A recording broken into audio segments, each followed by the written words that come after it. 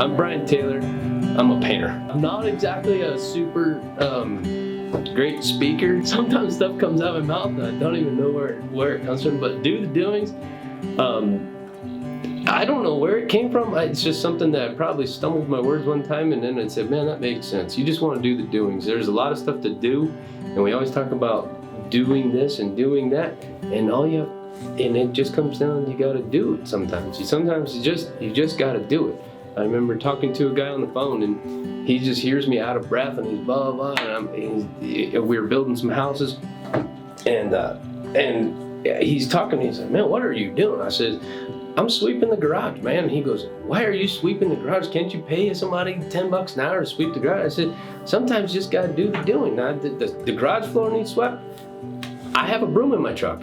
I can just sweep the garage. So just do the doing, do it. Growing up, I just was not a student, so I knew from the beginning like I was gonna have to do something with my hands. When I was 14, I bought my first car that I wanted to restore. It was a project that my dad, he found a little Volkswagen Bug tucked underneath a tarp in the middle of the woods, and at the time we were into Volkswagens with some friends, and so it was a deal where $300 buys you a car and take it home, and I could do something with my hands. I got a job at a deli. By 15 and a half, I was the manager of the deli, running all of the night crews. I took a special work permit out of high school so I could leave class the last 2 periods of school, get those periods off, so I could go to work and I could get some money to put into this car that I have as an investment. After I got out of high school, I got into the trades. A friend of mine, Joey Capelli, he actually had a painting company. I wanted to get a job and he needed some help for the summer, so I got a job working with him for the summer. We started painting houses together. He taught me really the craft and the trade from the ground up. Here's a caulking gun, here's a putty, here's a sandpaper. Joey and I were doing really high-end, really neat stuff. I mean, multi-million-dollar homes in Silicon Valley where it was, there were gold plating cabinets behind us with 24 karat gold. It was really fun stuff to be a part of. And then I went into this commercial world where it was blow and go. It was, if you spent more than 2 minutes sanding a door casing, you were fired. You looked down the hallway and it was caulking door casings for the next month. And then there's floor after floor after floor of doing this. And you'd go until your fingers bleed. And then I got to putty the nail holes. And that was a big step up because your fingers didn't bleed. I worked myself through all of the trade, all of the different steps. I became foreman when I was 20. So we were doing large schools, fire stations, big malls. There was a movie theater that I did. It was a 26-plex movie theater with attached strip mall and restaurants and the whole project. And in that process, I got to work alongside my superintendent really closely, the guy who ran all the production for the commercial company. And we really got along, and he took me under his wing. He kind of said, you want to do more with this, don't you? And I did. I really wanted to, and I wanted to understand, like, how do you look at a 26-plex movie theater with as complex as it is new construction, and there's cavities and holes and hallways and stuff that goes on behind the scenes, and there's wallpaper here and soffits there, and everything's different color. How do you come up with pricing? How do you bid something like that? He handed me a set of blueprints and said, take it home and you figure it out. And by me showing the initiative, actually going home, rolling the blueprints out, and coming in on Monday morning and saying, here's what I came up with. What do you think? And he said, wow, you did put in the initiative. I'll reinvest back into you. And so I think through that relationship, proving that I really want to learn, he took me under his wing and was willing to start exposing me to the stuff and really put me on more and more complex job sites where the blueprints just get thicker and thicker and thicker. A little bit of that was left in me from, my dad was an electrical estimator. He worked in the industrial, really large scale commercial electrical contracting. And I remember as a kid going into his office, sitting down with him, and he'd be measuring blueprints. And this was the old school, I think they even have, he used to, back in the day, they used this to measure. And so his it's just a simple, but you set scale and roll across to measure stuff. And I remember as a kid, he going into his office and him using this thing, to take out, do measurements on electrical drawings that are, that thick, and they'd spend 6 months doing takeoffs and building proposals for hospitals and stuff. And it was way more complex than what we're doing. I mean, now we have everything's on the computer. We have scales that we just drag over. And I mean, if we spend more than a couple of days doing takeoffs, you're into it way too far. During that process, I also picked up a bunch of side jobs. So when you work in the trades and you have the energy of a 20-year-old, you go and you work, and so we would start work 6:30 in the morning, go work at these jobs, get off at 3, and then go straight to side jobs and work from then till, there's nights where we'd have cars parked in front of houses with headlights to keep working until 10 o'clock at night, just get these houses done. Every weekend was paint and remodel and just do stuff on 7 days a week, just go. Finally got to a point where I had too much side work to do my job. So at the time I met my wife in 2000, Faye had, her group of friends. We had our group of friends. We're neighboring towns, different high schools. I had just graduated high school, and Faye was still in high school, but her parents went on a vacation and left her the house, and there was a house party. And so the boys from the next town over came and crashed the party. But that's how I met Faye. And we became really good friends after that. And then a couple of years, maybe 2 years later, she actually got a job where my mom worked. And all of a sudden I was like, "Do you remember Faye?" "Yeah, I remember Faye." And so I better call Faye again. So then we connected then, and that was 96. She was graduated high school at that time, and 96, and I knew right then. Just looking forward to celebrating 20 years this summer. Holy moly! We went all in and started the B. Taylor Painting because I just had too much work to do. I couldn't do both things at the same time, and just able to climb ladders and paint buildings. So, but yeah, I remember that first year in business, me and Mike and just rolling into my van and going and taking care of one job after the next. We did $98,000 that first year. I remember that because I thought, man, what is big leaguing when we get to $100,000? 2005 is when I made the decision. My wife and I, we had our first child.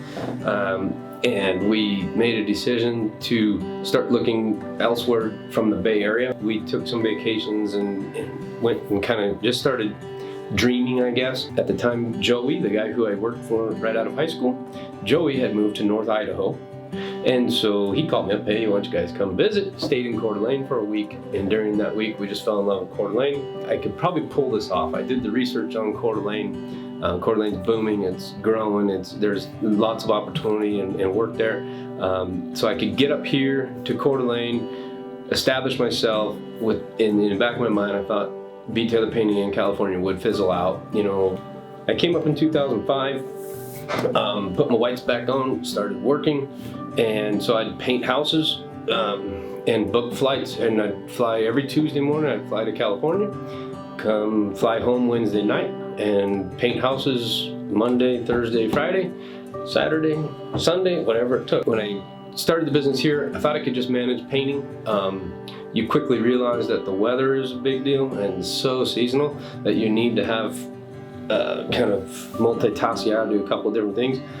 I had done carpentry work, so I got into steel stud framing and drywall. So we started packaging that together. Probably about 2006, we really rolled that out, and it took off. We were running really good. I thought that B. Taylor Painting in California would die out, and I had a very interesting conversation with one of my long-term customers. Finally, I had to tell this guy, I don't live in the Bay anymore. I live in Coeur d'Alene. He says, "What are you talking about?" But he said an interesting thing. He said, "Brian, it's not about you. It's about your service." He said, the fact that you've been gone for 2 years and the service in California hasn't let up at all, then I'm good with it. However you make this work, make it work. We just need buildings painted. I'm a trades guy. I absolutely love looking at blueprints, taking a building and transforming it and walking away going, wow, look what we did.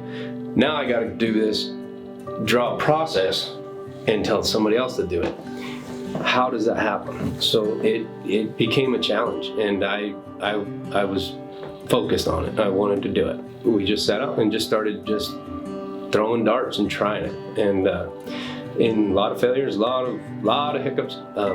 You stay steady, and you can pull it off. One of the big successes that we had with tracking jobs and incorporating accounting to estimating. I did this hospital, the Good Samaritan Hospital. It was the biggest project that I'd ever taken on. They made us bid this job by the piece. So we got paid by the square foot of wall space. We got paid by the linear foot of railing, by the linear foot of metal cap, by the per door that you painted. In order to track, did you bid this right? At some point, you gotta sit down and calculate the numbers. So we're going through this project, and at about the 3/4 of the way through the project, I really sat back and said, are we tracking to what I estimated this thing at? It's like winning the Super Bowl. When you get this thing all done, I think we missed it by like 60 hours of where I estimated we could do it at, and where we finished at. We're off by 60 hours of labor